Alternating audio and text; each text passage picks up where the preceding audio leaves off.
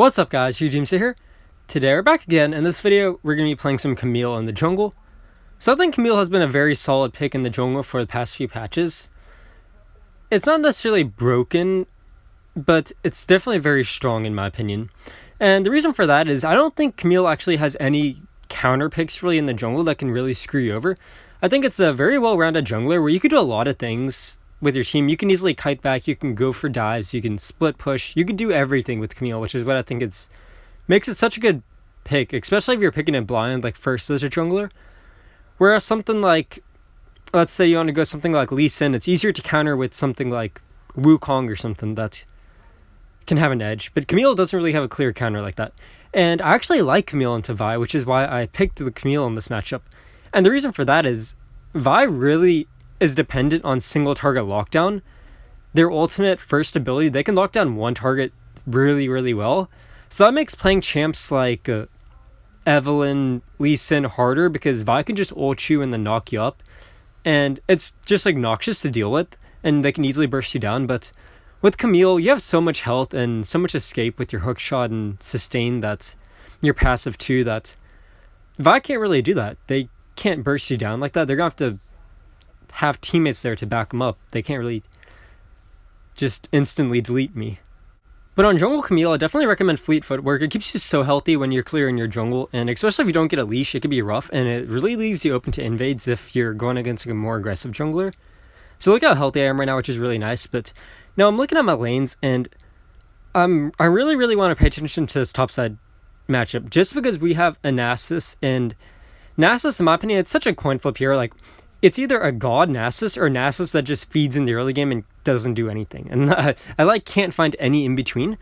So here now, I'm trying to make this, I was trying to get a good gank in, but sadly this wave is actually in a bad spot. But I actually choose to just push this in. And the reason for that is I know Vi is on the bot side just because they did the red to blue side clear too, and they're on that bot side scuttle. So actually, I'm just keep on pushing in these waves. I see Vi on the map right now, actually, so I'm 100% sure that they're down there. And I really, really want to get a dive here. I think we can. We both have our flashes up. I'm pretty sure this Malphite probably has his flash up too. I'm not sure, but... Or actually, he might... I don't think he did, actually. He might have burned it out. I don't think I needed to flash there. That might have been a bit excessive, but... We got the kill there, and that was really good that actually Nasus got the kill. I'll definitely take that because... If you saw on the loading screen, the Nasus was actually like, I think it was around like 20 or something for Nasus leaderboard, so he at least knows what he's doing. So getting him fed early, it's really nice. But again, I know Vi just got that kill on the bot side of the map, so I'm safe to go for that scuttle.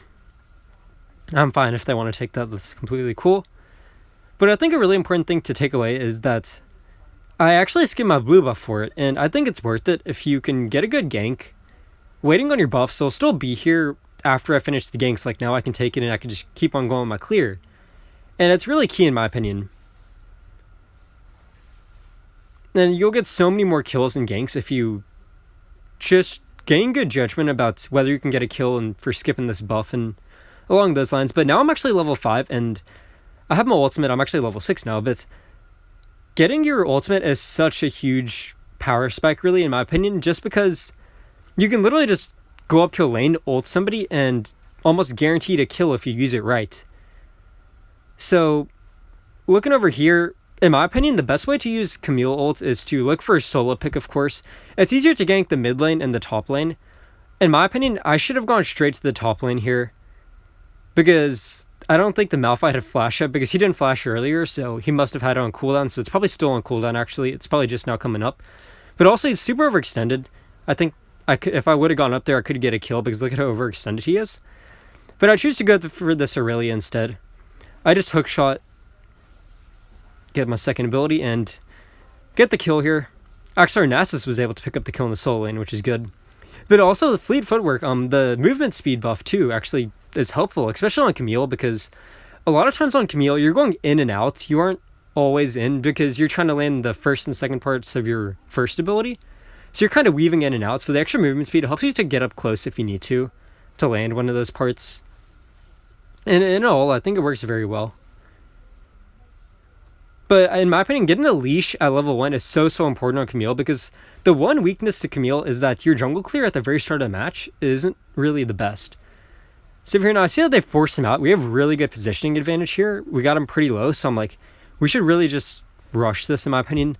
Lux is just farming a bot wave, which is kind of a mistake on their part. They need to get over here, but I can easily secure this, and now I can easily dip out.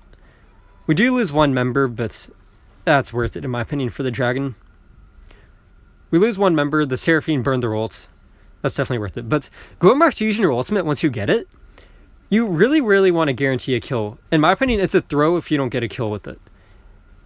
And a mistake that I'll see a lot of people do is they'll walk up to somebody that's full health and just ult him by themselves, and you don't want to be doing that, because you won't be able to get the kill even with the ultimate if they're full health and you don't have enough damage yet.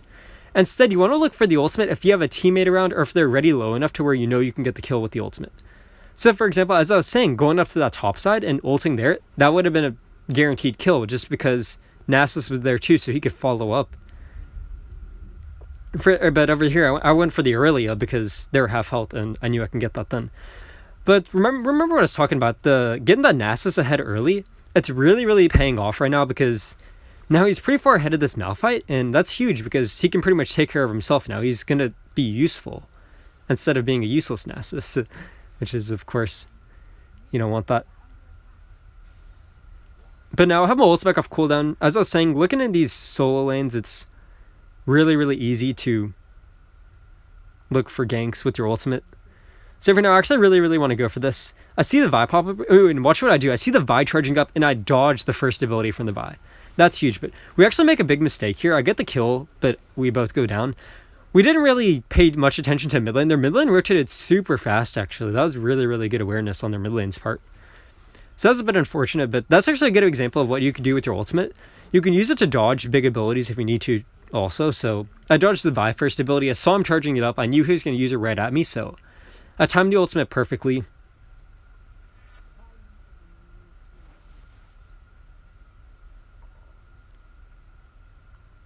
Now I'm heading to my red buff. We're going to be picking this up. I know the Herald's up. They might be on Herald, honestly, but I don't think we can really contest. I think they have the better positioning advantage. We'd burned our ultimates earlier, so I really don't think we could win that fight. So it's definitely not worth it to force it, especially for a Herald. But over here now, I'm looking at the map, and what do I see? The first dragon is down. This is a key moment in time, because now you're looking for the first turret. The first dragon is down, and now you want the first turret. So over here, I'm really looking at that top side, because that top side turret's already low. I know we have a Nasus that's pretty far ahead. So I see that they're actually tailing us, hiding this bush. I ping. They don't know the Akali's here, actually, so I go right onto this Aurelia. We're able to pick up that kill. The Nasus does go down, but we go for the Herald now, because we know that Akali's by themselves. There's the two duos are, of course, in bot side, and the other two are dead, so it's literally just Vi. And Camille is super good at securing objectives, just because of the second part of your first ability. Look at how easy it is for me to secure that. Like, it's very hard for Viac to actually get a steal there, because the true damage from the second part of your first ability, it does like 400 extra damage, so you can easily outsmite anybody. But I actually have to flash out of that. And going back to that Vi versus Camille matchup, early on, Camille is relatively weak, actually. You won't exactly be doing them much. You're just going to be looking to play around your ult early on. And taking 1v1s like that, it's a bit harder. Of course, they can't burst you down like that. Like, of course, you saw Vi couldn't just delete me. Well, whereas they might have done that against other champs. But also, I wasn't able to take him on yet. And actually, lately, I've been testing out going Death's Dance second item. But over here now, I see that they're chasing that Nasus. The Nasus is attracting so much attention now, so I'm spam pinging this dragon. I know there's like 3 top sides, so we can take this Drake.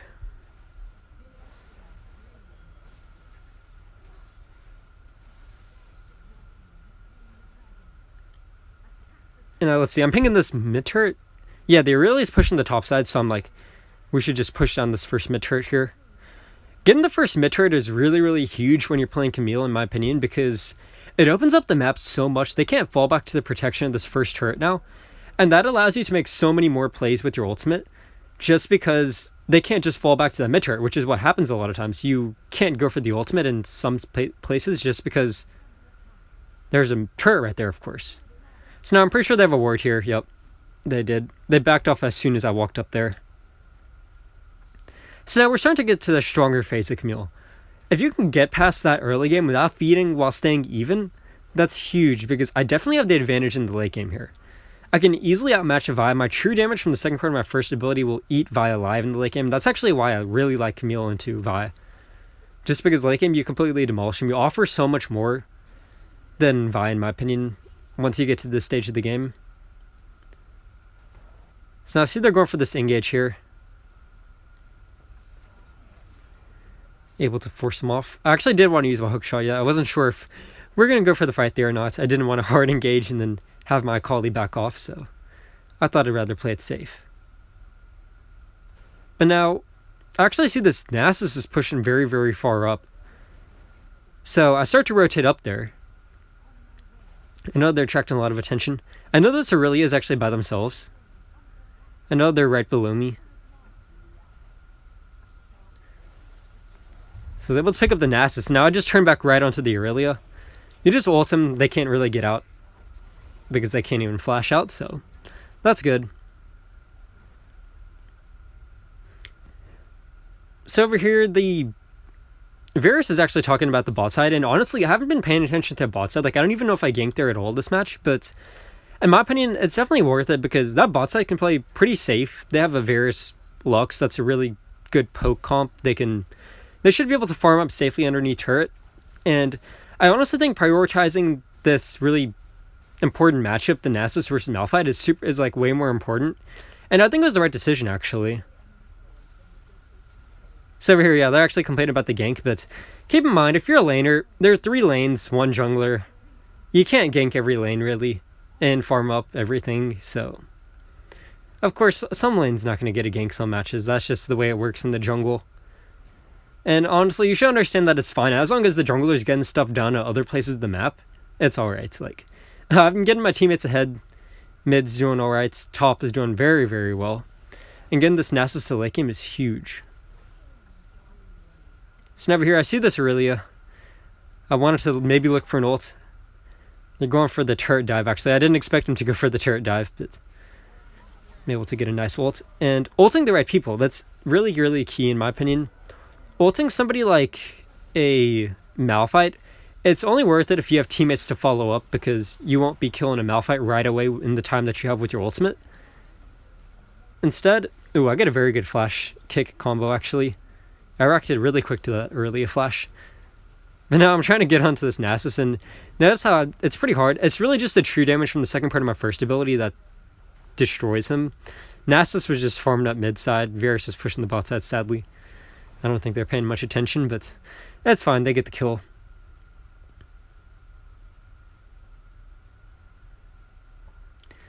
But yeah, looking for the ults on that squishy fight, on the squishy targets, is really key in team fights, in my opinion, because those are the targets that you can delete. People like the Seraphine, Ezreal, those are targets that you can easily kill with the time that you have with your ultimate. Especially if you have like one teammate following you up. A really nasty combo, actually, is the Galio Camille combo. So I'm just reminding them I'm not there. I don't have smite. I don't know where Vi is. So I'm just letting them know, be careful taking that dragon. Okay, but I see Vi's on top side, so we're good. The Galio Camille combo is actually really nasty, because if the Camille ults on a squishy target, the Galio can follow up with their ult, and then there's really nothing that a squishy target can do at that point. Actually, the one counter that I'll say that there somewhat is to Camille ult is stasis. You have to be very careful about who you ult. You got to look at the itemization, see what you're up against, because stasis, of course, if you ult somebody and they just stasis, then you can't do too much at that time, so that's just something to keep in mind.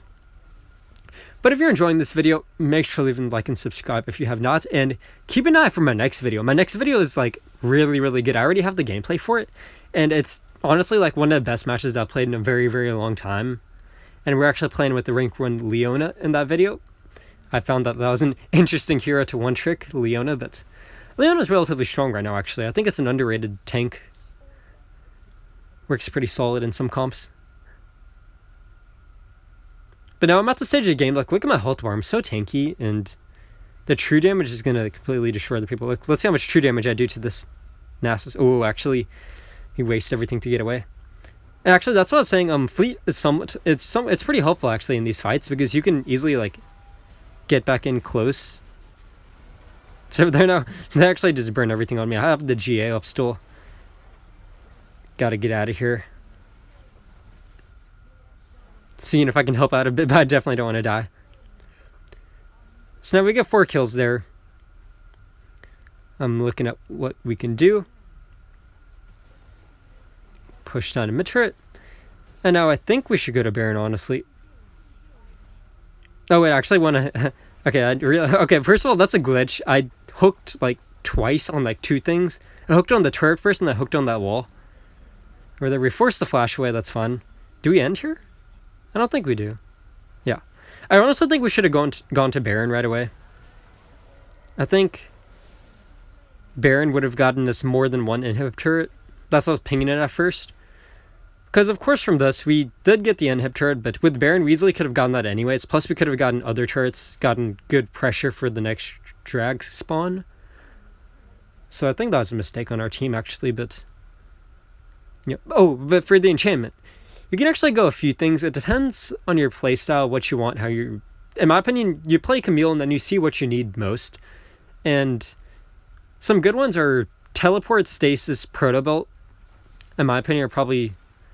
the 3 best. You can go Gargoyle if you want that extra tank, but it's really up to you. You can make a lot of things work on Camille. Of course, with Camille, a lot of times you're going to be diving in deep, looking for the ultimate on the squishy backline. So that does put you out of position a lot of times, so that's something to just keep in mind. But over here, what I'm doing is actually, I'm just ghosting this Nasus, because I know this Nasus he's going in pretty deep. I know they're going to send people up to deal with him, and honestly, me and the Nasus can probably like 2v4 just because of how far ahead this Nasus is and how far ahead I got him. So I'm just hanging in the area, make sure he doesn't get caught. And we're just applying pressure in this lane while that mid side pushes in. And I actually think we end here in the mid, but anyways, that's pretty much it for this video. The Protobelt is, again, so you can land the second part of your first ability, because you use the first part of your first ability, you back off a bit, and then sometimes it's hard to like, get the second part. But with the Protobelt, you can gap close pretty easily. You can Protobelt ult. There's a lot of things you could do, but anyways, that's going to be it for this video. I hope y'all enjoyed. Make sure to like and subscribe if you did. And that's going to be it. I'll see y'all in the next video.